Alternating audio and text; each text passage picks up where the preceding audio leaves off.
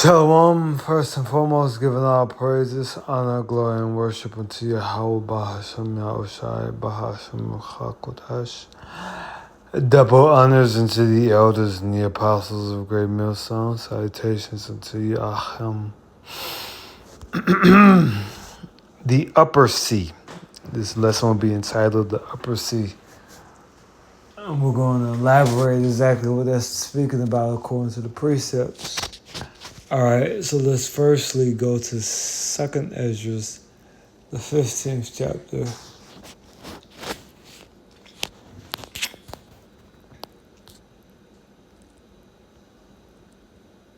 Is it the 15th chapter? No, pardon me, the 13th chapter. All right, so this is 2nd Ezra, chapter 13, and verse 15. Pardon me. Sit up a little bit. All right, verse 16.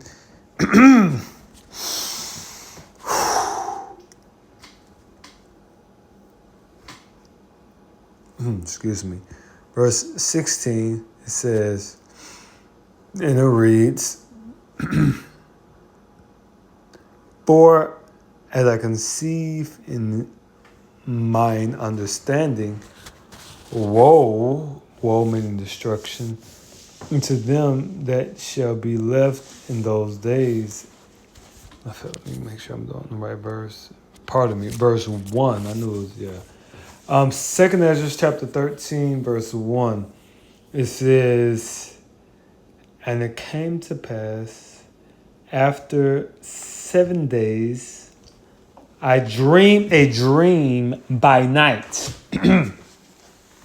It says, and lo, there arose a wind from the sea. Now, the wind, remember, you know what? Let's precept it. I'm going to do it quick. I'm going to quit real quick. Bam. Isaiah, Yeshaya, all right?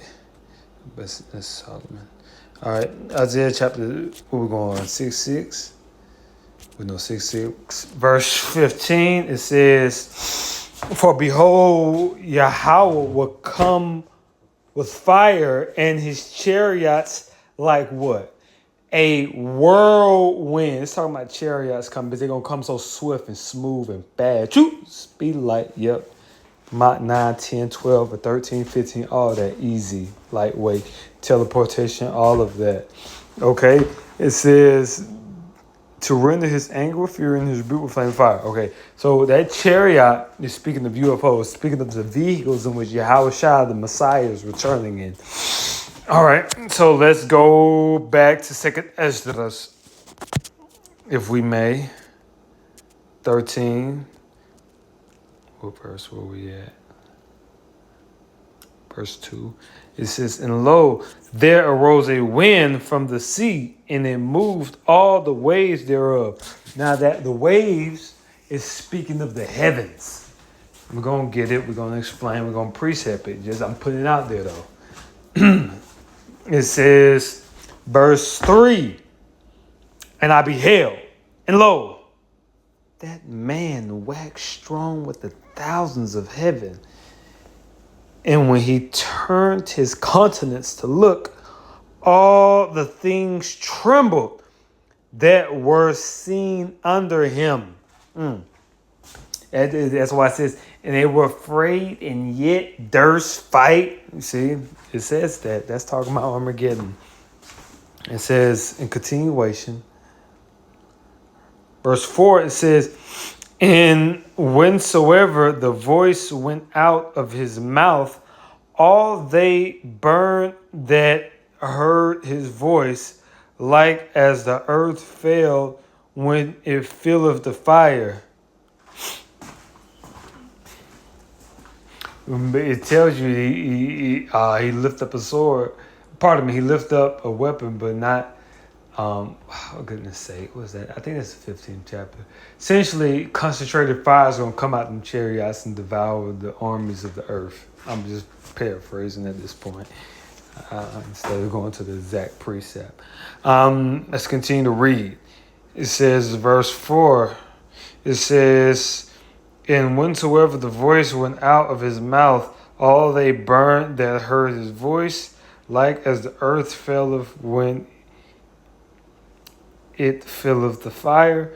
Verse 5, it says, and after this I beheld, and lo, there was gathered together a multitude of men. What is that talking about? Well, that's talking about Armageddon. Well, what does Armageddon mean in the Hebrew? No problem. It's Harmageddon, which means multitude of troops. Otherwise, mountain of troops. All right? Which mountain represents a multitude. It says, out of number from the four winds of heaven to subdue the man that came out of the sea. He came from outer space. That's the sea. And we're going to prove it. We're going to go to Genesis and prove it. But continue on verse 6. It says, excuse me.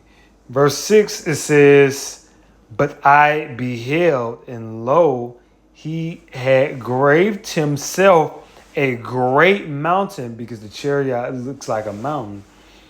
All right. It says, and flew up upon it. He didn't go sideways down. He flew up, showing you that the man that came out of the sea was up in the air. He was up, which showing you that there's another sea that is separated by what? The firmament. Okay, cool. We'll get that in Genesis to prove it. All right. Genesis 1, first chapter of the Bible. Let's go first chapter and prove it. 1 in verse 6, and it reads, it says, and God said, let there be a firmament, which firmament is what separates, all right? Okay, with the vault, all right? It says, in the midst of the waters, because the firmament what separates the waters, the atmosphere that we live in the oceans, in the lakes, right? It's the firmament separates that from outer space, because outer space is also waters. Just like what we're breathing, this environment that we're living in is waters. It has water in the air. Okay. All right. That's what it's talking about. And it's talking about the oceans as well. All right. Anyway, continue to read. It says, verse 7, and God made the firmament and divided the waters which were under the firmament from the waters which were above the firmament. So there was a division. All right. Let's see what we're... Verse 8, it says, and God called the firmament heaven, and the evening and the morning was the second day. Right. So,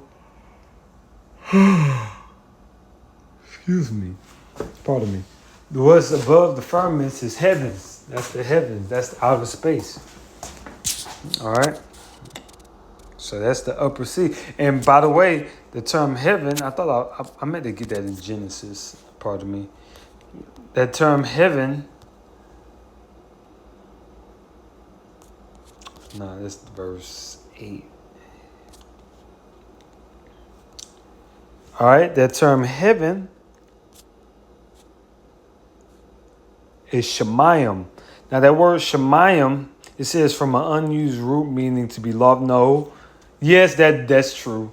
But what they fail to realize, the root word of Shemayim is the word Mayim. This right here, Mayim, which Mayim is waters. Shemayim, all right. I don't know why it's not highlighting everything. Sorry.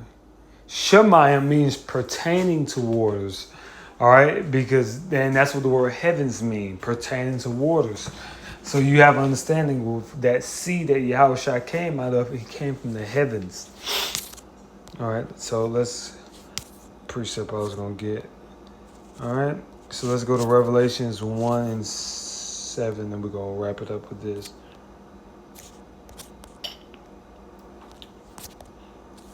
It says, behold, he cometh with clouds, And because the chariots are likened unto clouds, sometimes they cloak themselves in the image of clouds.